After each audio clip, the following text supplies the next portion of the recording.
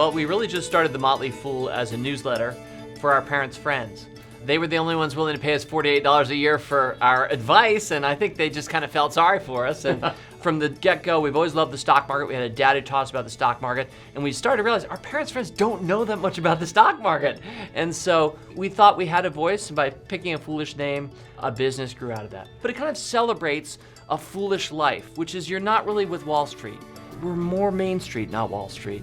We take our work seriously, but we don't take ourselves too seriously, and so the name just, it fit. I'm reading from your energy and enthusiasm. This is still as fun today or more fun than it ever has been after 25 years? It is more fun today than it ever has been. And that's the way we think you should be with your money when you're investing in great companies. All right. You should love what the company does. You should see something of yourself in it. You should be patient.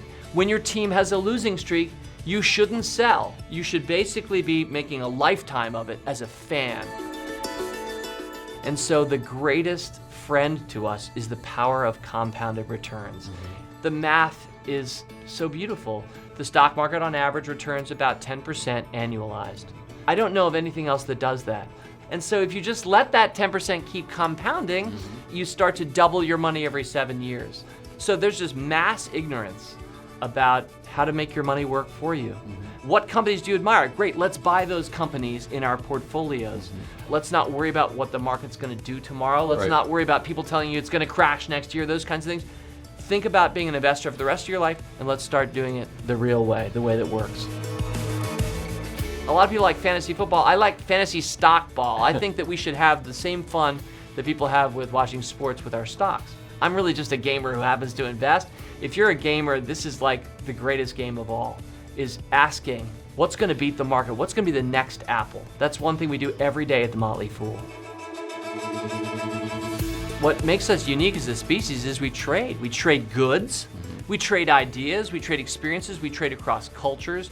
From the dawn of humanity, we started to rise out of the swamps when many other species weren't because we traded. And more than anything, we traded ideas. And that's the story of capitalism.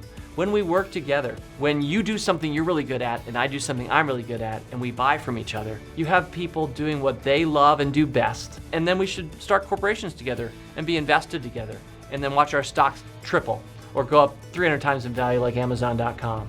Poverty doesn't need to be explained. Really what needs to be explained is our wealth, our prosperity. Where did that come from? And how do we get more of that? How do we generate more of that for everybody globally?